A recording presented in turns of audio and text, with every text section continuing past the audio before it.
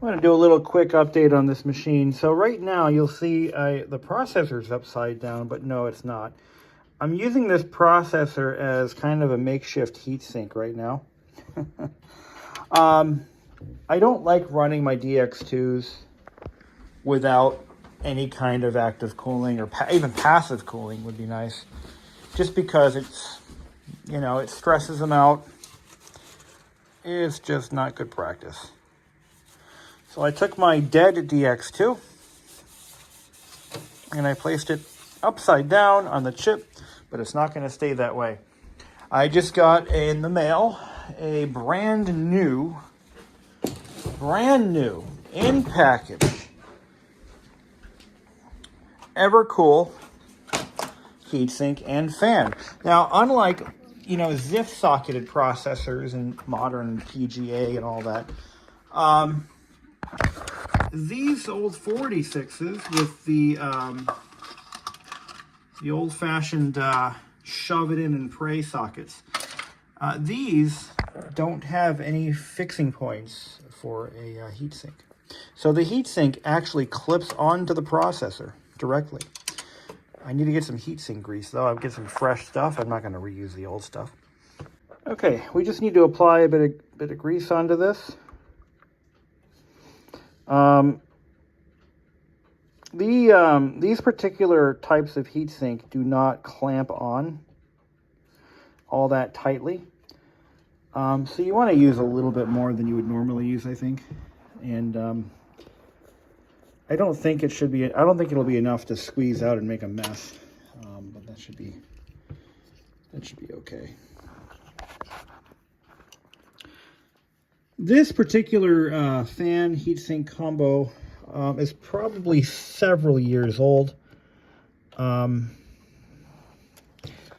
I say that, yeah, so you just squeeze these tabs, and there you go.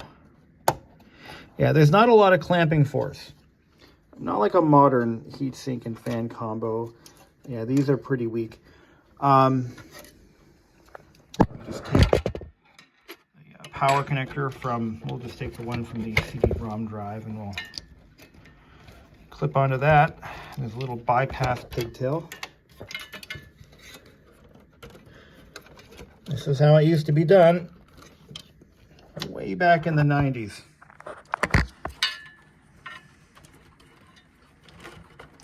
It's kind of neat that I was able to find a brand new one.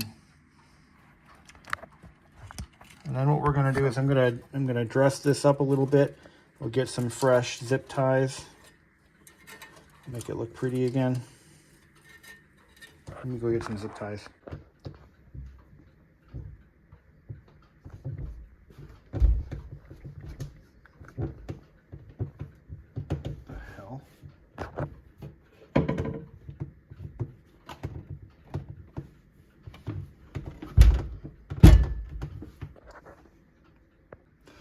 So we got it all back together again. Look at that. That's going to be a neat effect. Let's turn that on. Here we go. Oh, cool. Oh, that is so cool. That is such a cool effect. Oh my God. If you look at it, it's like a hologram when it's spinning. But that's a good working fan. I wasn't sure what to expect. Because a lot of times you get an NOS fan like that and the bearings are completely shot because of all the grease having dried up or something. But all we're waiting for now is a little bit of RAM. 16 megabytes of RAM, and to be exact. And once that arrives, oh, this thing's gonna fly. But no, this is an unnecessary addition to this machine, but it's one of those feel-good measures. You kind of feel good about doing something like this. You know, at least you know that heatsink will keep that CPU running pretty cool. And, you know, it will, at the very least, it won't reduce its life, it'll extend it. Was it ever run with a heatsink and fan before? I don't know. It's an unknown because some DX2s were never equipped with them and some were. It really depended on who built the system and what its intended use was, or just how overzealous they were. But here we live in 2023, and these parts are available, so I'm going to snatch them up while I can and make this a good runner for a good long time. That's my intention. I wish this were a bit cleaner. It's starting to get really cluttered. But anyway, that looks okay. Everything's nice and bundled and tight. All right, let's put the cover back on and see how she runs.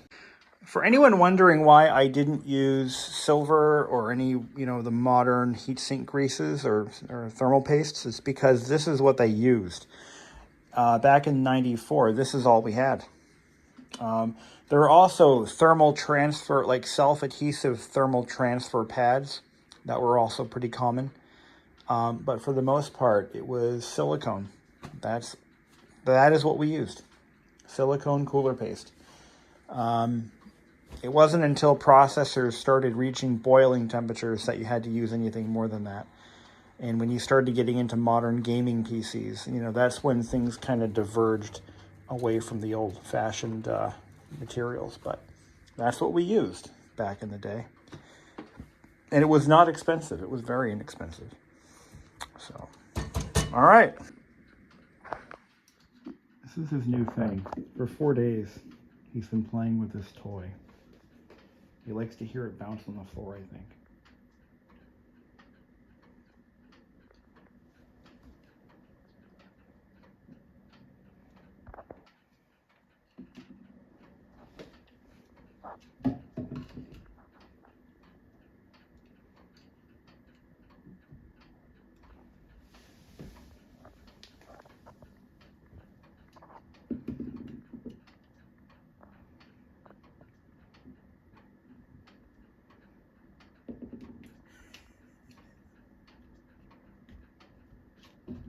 "4 days, day and night.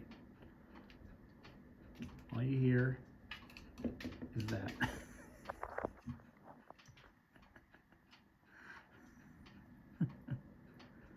You're funny.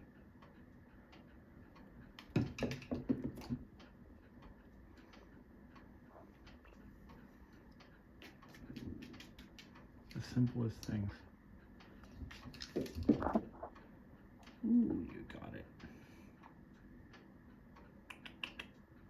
Hey, buddy. So this is the finished setup. This is what it's going to look like. I have a color dot matrix printer that I wanted to put here, but it was going to look too cluttered, so I decided against it. I don't know. I'll figure it out. I have different speakers on order. A set of Logitech LCS 500s. That look very age appropriate for this setup. They probably don't sound as good as the Altex, but that's okay.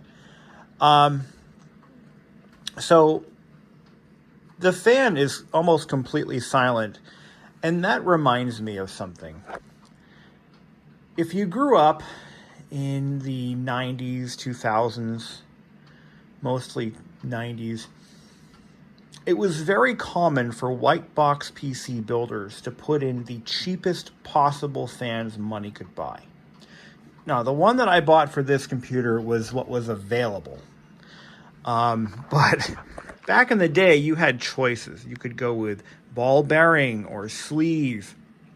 And it wasn't uncommon. So the sleeve bearing fans tended to get really noisy. Within the first 1 to 2 years of operation, they would make a rattling sound that would just come and go. And then when they really wore out, they would just constantly rah, rah, rah, rah, rah, rah, rah. So I would say the average desktop PC back in that time period, all you could hear was rah, rah, rah, rah, rah. It's that constant grindy noise coming from the CPU fan. And this was definitely during the Pentium 1, and lesser for the Pentium 2s and newer, because the Pentium 1s, for whatever reason, they just always ended up with the cheapest possible fans money could buy. Another thing that I caught on to fairly early on back in the day was if the fan said ball bearing, it wasn't uncommon for you to peel the label off and reveal a sleeve fan. Yes, they would. The manufacturers are known for mismarking their fans. Little thing to look out for. If you're resurrecting a Pentium 1, definitely take a look at that, because you might find that your ball bearing fan is really a sleeve fan. Now this one's supposed to be ball bearing. It doesn't matter, because you could save these fans as long as they were still physically in good condition. If they start making noise, you just drop a little bit of lubricant in there. I use kind of a lightweight motor oil, works fine. Just a drop. I actually use clock oil, works pretty well. And just put a little drop in there, and that usually quiets them right down.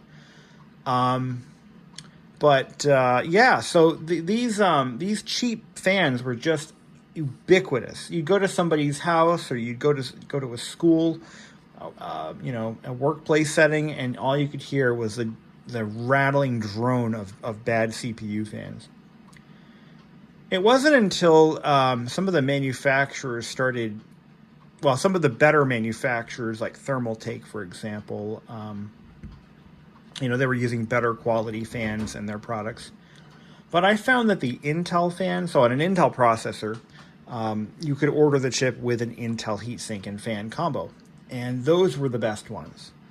Those Intel fans, I don't think I've ever seen one fail. And I'm being straight with you guys. I don't think I've ever seen one fail. It was the cheap Chinese, Taiwanese fans, like the one I just installed, that are known to develop the rattling death syndrome. I'd say this PC is just about ready for prime time. It's fully loaded with everything I want on it. And one of my favorite games of all time was Solitaire. I could spend hours. It's a strategy game like Mahjong, but with household objects rather than, Mandarin Chinese characters. Trying to match those up as a Westerner. Not a very easy thing for me to do. So this Solitaire game is still available. This is the original copy that I had at age 5 that we got in a shareware disc sometime in 1990. And I still maintain the original copy of the game that we've had since 1990. And this is it. I cannot find this version anywhere. But if you go on the App Store, I think Google and Apple, you can find a version of Solitaire from the same publisher, from the same guy who developed this one, Everett Kaiser. And you can play it on your smartphone. And it's amazing. It's the same game with the same icons, the same basic layout.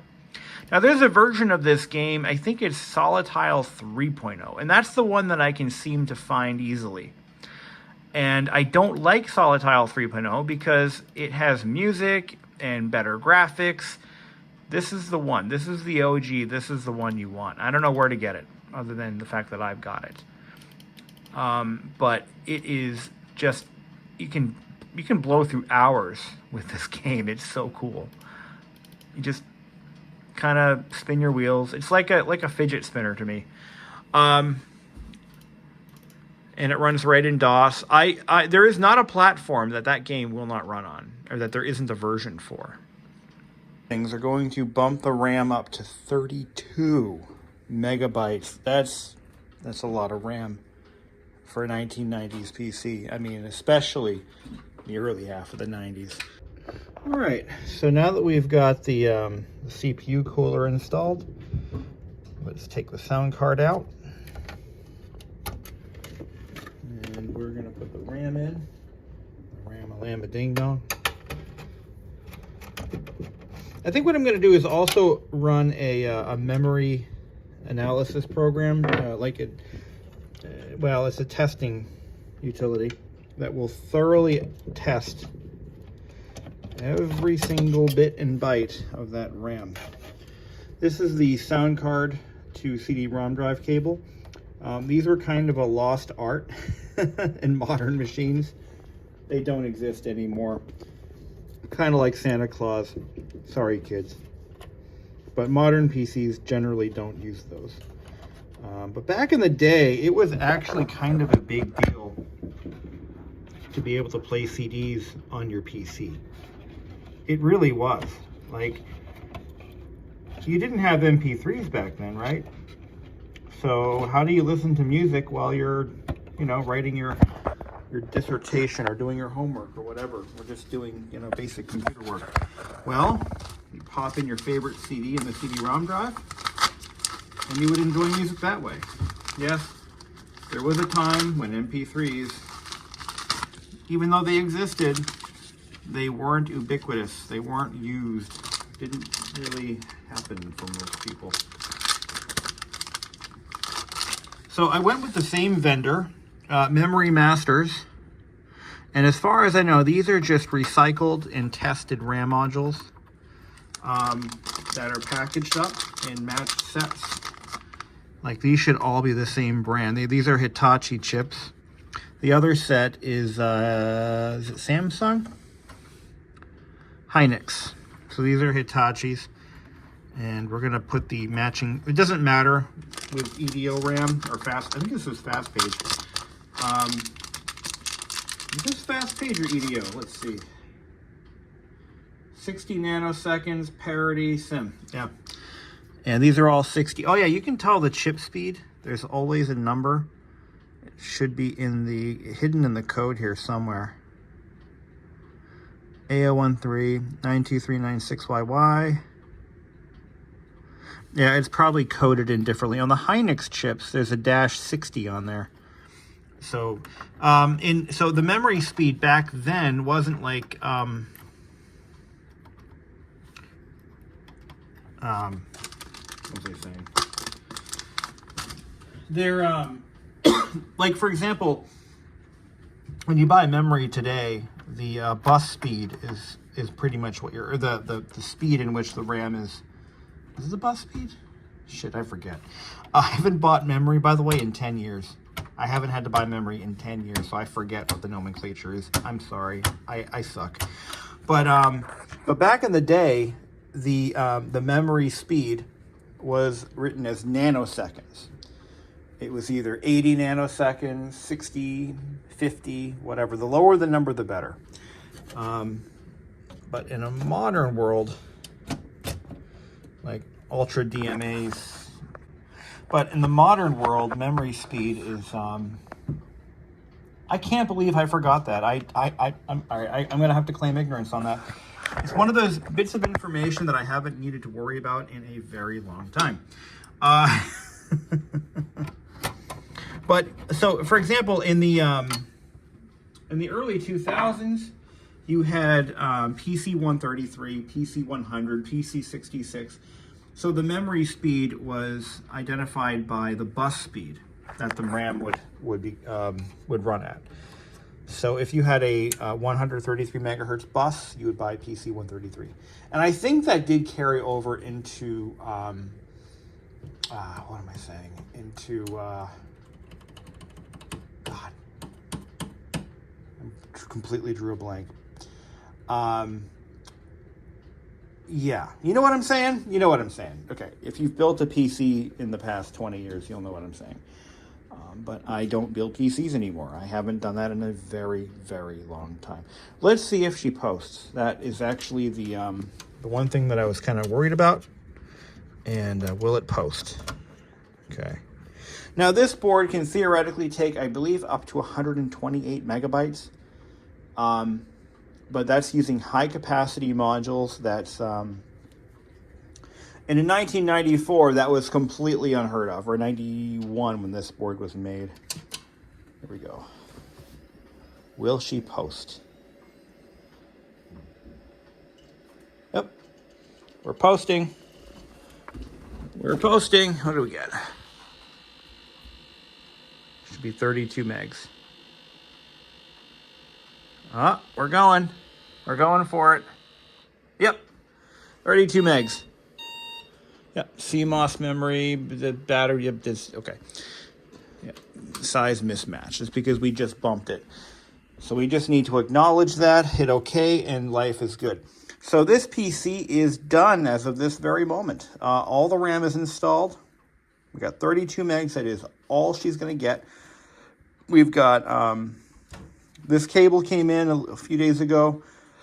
We've got a new CPU cooler. That sounds great. No rattling, no noises.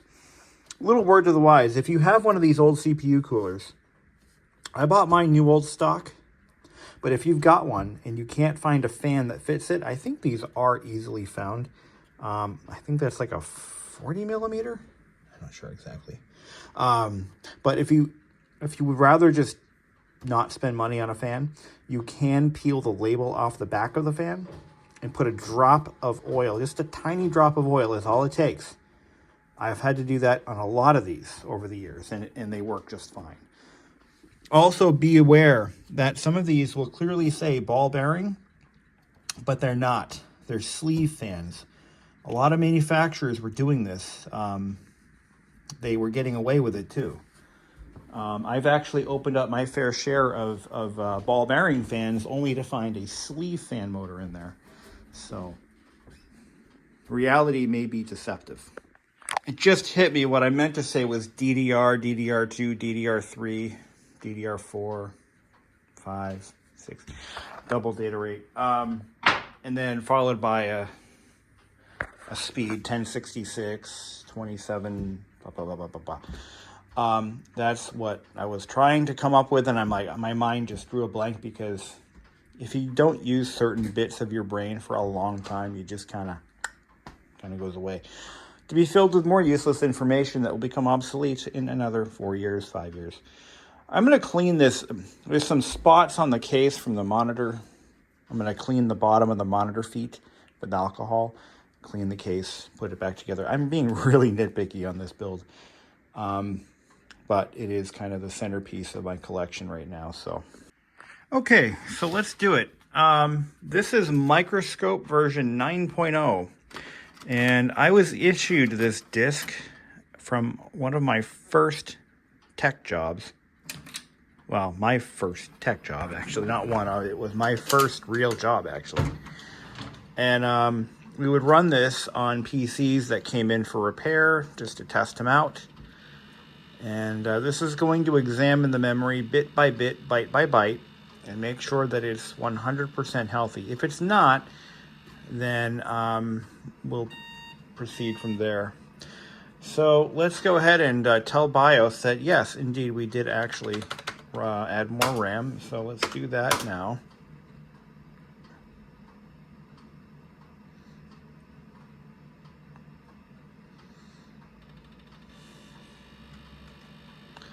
So you can't skip this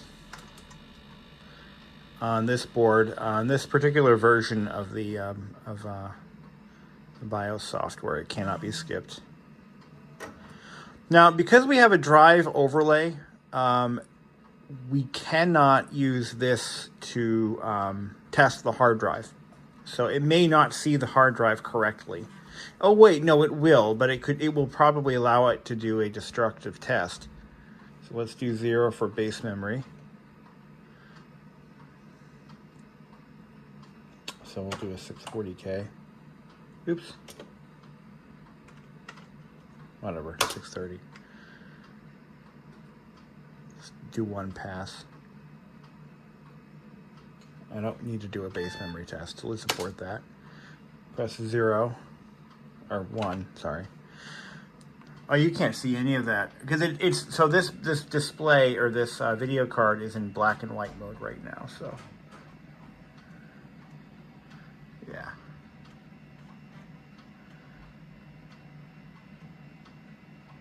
That's okay.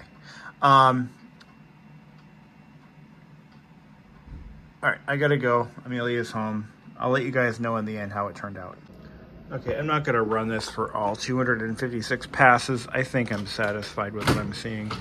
The RAM is good, so life must go on. So there we go. This software is capable of a lot more than just RAM tests, obviously. It's a full suite of tests. Actually came with a hardware board for more extensive testing. But this is just the software piece. But it does, you know, a full, even past the PS2 mouse controller that we don't have. So it's pretty accurate stuff. The fixed disk testing is, I believe, destructive, so we won't be doing that. But I've had this now for 25 years, at least. Oh wait, 23 years, just about.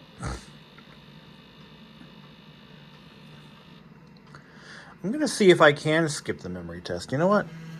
Let's do that. Let's do that right now. Maybe we can. Because it doesn't need to be tested every time it turns on. Or does it? I think it does. Yeah. Okay. This is a little annoying.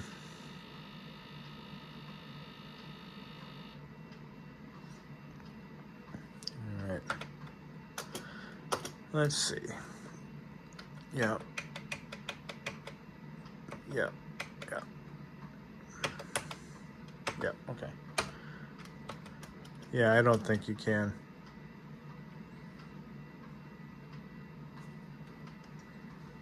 Mm-hmm. Yeah, you can't skip the RAM test, unfortunately. Yeah, no, not an option. Oh well. Now, the system won't boot up any faster, but when you start launching software that is memory intense, like, you know, games and such, it should run them a little smoother. But that's just, yeah, pretty basic stuff. But it won't start up any faster. I don't expect that to be to make any difference. But the whole idea is to get it to cache a little bit less. That's all. So hopefully things work out smoothly. The most performance increase will be coming from the DX2 chip upgrade, basically. But other than that, it shouldn't be very noticeable at all, if at all. So yeah, right now I'm not seeing any performance increase since the CPU upgrade. So if I launch the Sims or SimCity, for example, it shouldn't make a damn difference. But it will run Windows 95 now. Like, it'll run 95 smoothly. That much is true. Yeah.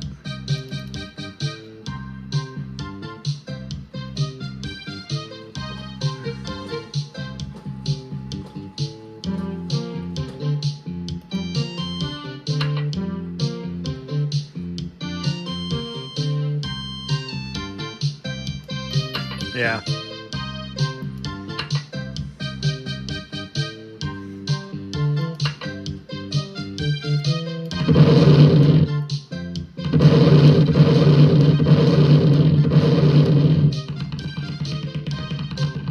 Yeah, not really any real difference there. Anyway. So that's all we got for you guys today. Thank you for watching.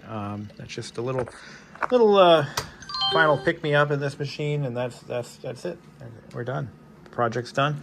Upgrades are made. System is built, and it is set up.